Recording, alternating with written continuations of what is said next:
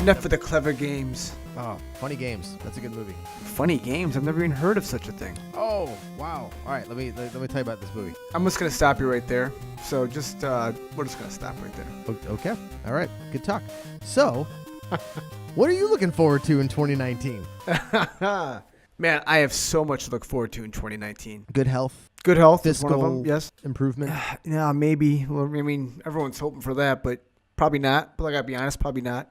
But what I can say is I'm looking forward to seeing some great TV. Some good entertainment. Great TV shows and amazing movies. And they're coming out this year, and I'm really excited. So Well, tell me about it, man. Give me a top 10 of the things that you're looking forward to. I'm happy you asked me that question because I happen to have in front of me a list of the top 10 things I want to see in 2019. That is the biggest coincidence I have ever heard of in my life. It's like we planned this. It's crazy how sometimes these things just work out. I mean, people think we just wing this crap, but you wouldn't believe this. The amount of production value that goes into this show is astronomical. I mean, I'm lucky. My bank account is literally on zero every month because of the production value of this show. I was talking to our executive producer Glenn in Provo, Utah. Thank you, Glenn, for helping us out here. And he was telling me that the amount of pre-production that we do is exponential to the amount of pre-production of the other podcasts and videocasts that he executive produces. I would not argue that. I mean, for one bit, I would not. We don't have any guests. There's not a lot of overhead. Yeah. But the production, I mean, the amount of effort and work and the brain power we put in to make this show what it is. I mean, it blows my mind. Every day. It's amazing to me the team that we have working around us, and I can't thank them enough. For all of their help and their support, especially our editing team. Chris and Marcus, they're doing great. Our writing staff is fantastic, and I'm really looking forward to working with them in the future. I'm not. I'm going to fire the editing staff and sorry. You take that back. Marcus. I'm sorry, Marcus. We can keep what Christopher's what's the other guy's name? Yeah. I mean, those guys are down with you. I never see these guys, but I gotta tell you, we record an episode, and it comes out like 2 weeks later for some reason. I'm not really sure what's going on there. As they say in the biz, life happens. In the biz. Anyways, I'm gonna tell you my top 10 things I want to see this year. All right. It was really hard to come up with because I made a list of about 5,000 things, and I had to whittle it down to 10. Mm-hmm. But in number 10, I have the Dark Phoenix movie coming out. Okay. Number 9 is the Dark Crystal prequel called Age of Resistance on Netflix. See, not only do you want to ruin your childhood, but you want to ruin your adulthood as well because it's going to scare the crap out of you just as much. I hope so because it scared the crap out of me, when I was a kid. So why not go for it now? That and the never-ending story. My God. Oh God, Falcor. Right. In the eighth thing I wanted to see was the season 2 of American Gods, which I started watching. I caught it in October, I think, and I just loved it. Mm-hmm. I think it's short. I don't think there's like 12 episodes, maybe 14. Where can really one find American Gods? Oh, what station is that on? FX? TNT? No. USA? That's a no. It's on a weird station like Epix or what? Stars? Stars. It's on Stars. That's what it's on. Yes. I recommend. I don't know anyone but you that has Stars. I don't have Stars. I'm not gonna tell you how I watched it. But okay. All right. Yep. Say no more. All right.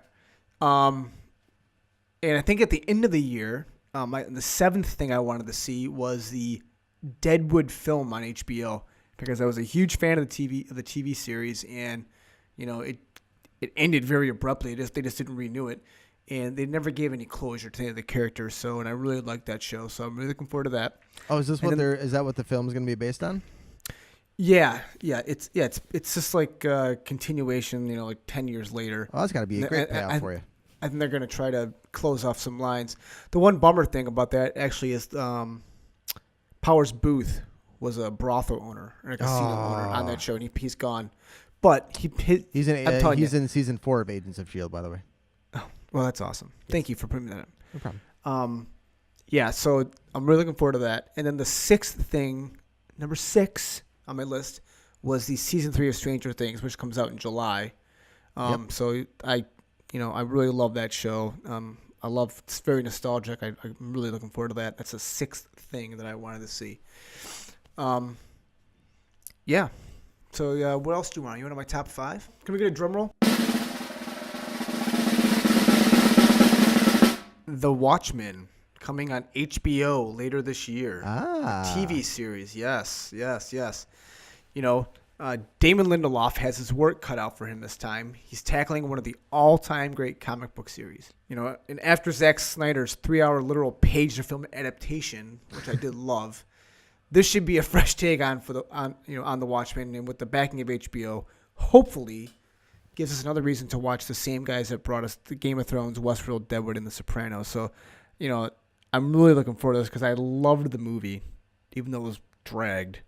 But I loved it, and I love Damon Lindelof, you know, from Lost fame, and I think he did The Leftovers too. So this is gonna be great. I'm really looking forward to it. The fourth thing I'm really looking forward to this year in 2019 is Captain Marvel. Yes. Booyah! Coming out on my birthday, March 8th. Go see it, the film, and celebrate my birthday too at the same time. Captain Marvel, the strongest and most powerful hero to date in the MCU, is about to be unveiled, and it couldn't come at a better time for our heroes. You know, the Avengers. You know, Captain Marvel. It's an origin story, and it's safe to say that Carol Danvers' introduction will have long-lasting implications of the MCU, hopefully. I mean, that's really what all the indicators are saying. And with the rumors of multiple films in her contract, it sounds like Captain Marvel could be the leader of our Avengers in just a few short months. Nicely put. Hey, I'm telling you, weeks and weeks of pre-production. Weeks. We spare no expense. Spare no expense. Just like Jurassic Park. Spared no expense. Number 3. Avengers Endgame. Yes, number 3 for me. That's going to be a huge surprise. But my gosh, man. I know. You'll see when I get the top 2. You'll know why. All right. Anyways. Okay. Lay it on me. The answer to the cliffhanger film of 2018 is almost here, and I'm kind of pumped for it. With so many of our heroes dying from a decimation, which is now, that's the official term for it. It's a decimation, in case you didn't know that. It'll be interesting to see how some, if not all of our heroes come back. And with the introduction of Captain Marvel just 3 months prior and Spider-Man Far From Home 3 months after, another question, could the MCU start to lose some of its power? I'm guessing not, though. Number 2. Star Wars Episode 9, man. What? How is that number 2? I mean. Oh my gosh. Because it's not number 1. It's not number 3. Well, okay. All right, well, I don't know how else to explain it. That's some sound logic right there. Right. I mean, it's not anything else. It is number 2. Yeah. So JJ has his work cut out for him, and he'll need to deliver this time. Especially after some of these whiny bastards were bitching about the last Jedi. I don't understand. I still don't understand it. I don't get it. I love that film. But anyways, after The Last Jedi, JJ's he's gonna have to find a way to unite all the fanboys, and he's gonna have to put a nice bow with Carrie Fisher and tie up all these storylines. It's really gonna be interesting to see how this works out. But that's number 2, and I'm the biggest Star Wars fan you're ever gonna see. Yeah, that's why I'm surprised it's number 2. I know, but what's number 1, Matt? And it's dear to my heart, and it will be yours too when it comes out. It's the last season of Game of Thrones, and I'm excited. I'm excited for it. I mean, trust me. Right now, I got a small, it's going on down there. It's getting, just talking about it's making me excited. We've waited almost 2 years. Game of Thrones will be back, and we'll be ready to finish off this series. Winter's here. The wall has fallen. Sanctions are coming. Jon and Daenerys hooked up. Jaime ditched Cersei.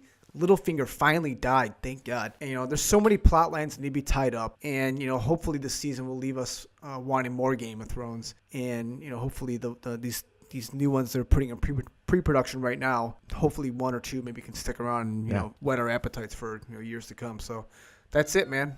Nice. That's my top 10 right there. Matt, what do you want to see in 2019? Number 10 is Shazam. I'm a huge Zachary Levi fan, and I have been. I watched every single episode of Chuck. I'm excited to have some levity in all of these DC movies, and hopefully that this character will be able to bring it out. A little bit of comedy. So just a scotch. Speaking of something that's not going to be bringing levity to anything, my number 9 is Punisher season 2, which we just found out is going to be coming out on January 18th. So I'm looking forward to it because I was just talking to myself today. I got to watch the first season because that's coming out soon. You need to, when you watch the first season, you need to plan for it. I'm going to have to do the same thing with Punisher Season 2.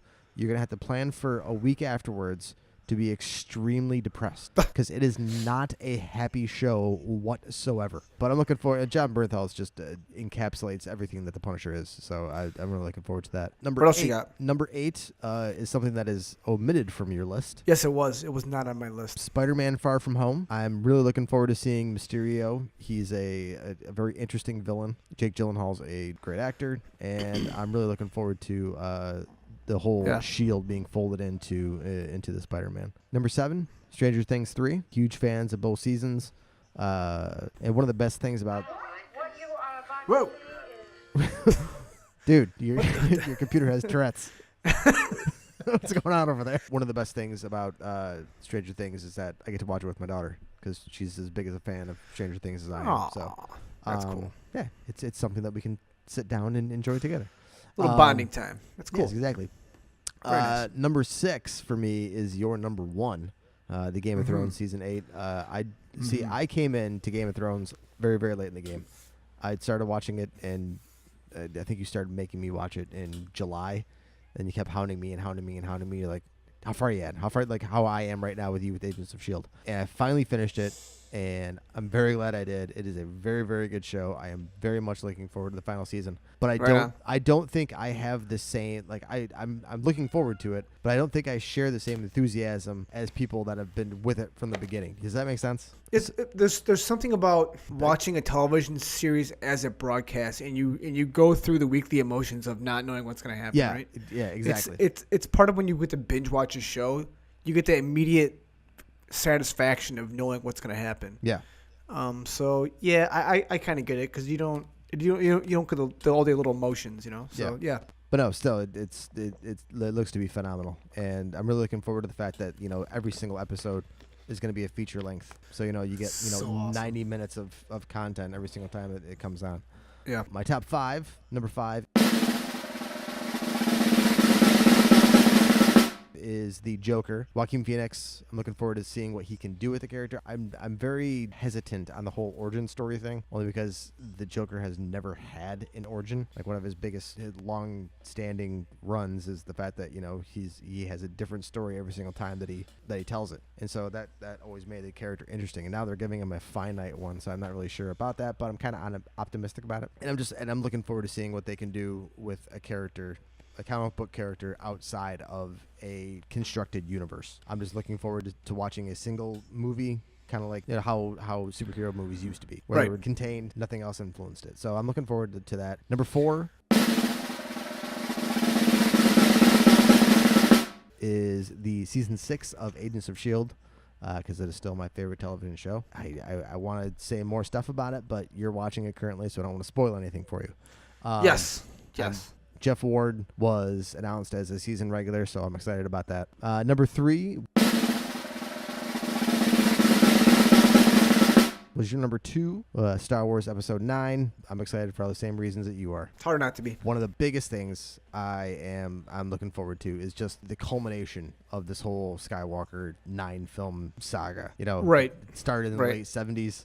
And it's now 2019. I have a feeling the MCU could be so lucky to be able to pull off something like that. You know what I mean? Yeah, I know what you're saying. George Lucas took time off from making those movies, so this story could have been done by 2000. I mean, if you really think about it, Marvel Studios has been around for 10 years, and this is film 21 or 22 they're going to come out with. Or Star Wars started in 75, 76. It could be.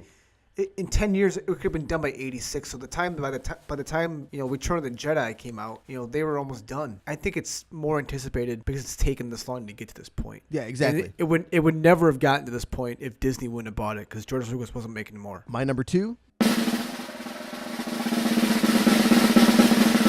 is Captain Marvel. Of course, we've talked about Captain Marvel at length. I'm just really looking forward to seeing the most powerful superhero in all of comics. I mean, yeah. On screen. And I'm looking forward to seeing how they incorporate her. I'm looking forward to seeing Coulson again. I'm looking forward to seeing Nick Fury with 2 eyes. I'm looking forward to seeing how they do the Kree-Skrull War, how this ties into my number one pick, which my number one pick, of course, is Avengers Endgame. You could have seen that coming a mile away. I can't put into words how excited I am about this movie. It's just best comic book storyline, some of the best films that are coming out with the best writing. I mean, there's really nothing that can go wrong with this film. Oh, there's a shitload that can go wrong with it, but well, I trust in in Feige we trust. Yeah, I mean it's hard not to. Yeah. They've nailed it every time so far, and why would you not trust them now? I mean, anything can happen. But what you don't want to do is you don't want to end up with like Kingdom of the Crystal Skull, all this anticipation and you're like, oh, why you burning bread like that, man? Jeez. I'm just saying that you don't. That's what you don't want to happen. The Kingdom of the Crystal Skull was like just a continuous looping of jumping the shark. It's like, hey, we don't think Harrison Ford can really lead the whole thing. Well, maybe we can transition to a new Indiana Jones. Well, let's get Shia LaBeouf. He's going to be great. He'll take over the role and become the new Indiana Jones. But wait, it's his kid. Right. Yes. But no, Margot Kidder's going to be in it too, and it's going to be her kid too. That wasn't Margot Kidder. Yeah, it was. No, it wasn't.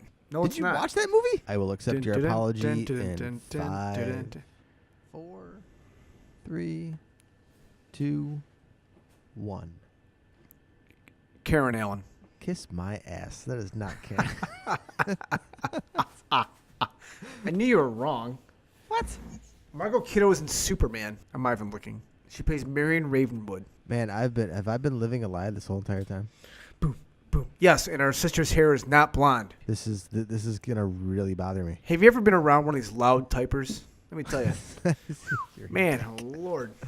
Oh my gosh, dude! Everyone, I've gone my entire life thinking that was Margot Kidder. Matt's head is just exploded. Oh if my you can see it right now. This is crazy. Now, Matt, I want you to take a deep breath, relax, and just admit I was right again. Wow. Don't ever say you owe me an apology in 5 seconds. Actually, I think you owe me an apology in 5, 4, 3, 2, 1. And folks, we are out of time. We're out of time for the week. Folks, we gotta go. We'll see you at Starcade. This was fun. Quick and dirty, the way it should be. Oh man, that's right. And don't forget, you can reach us on the Twitters at The Weekly Bros. You can also hit RD up at Rock and the D. You can hit me up at Miscellaneous Debris with 2 underscores. You can email us at realweeklybros@gmail.com. Once again, that email is realweeklybros@gmail.com.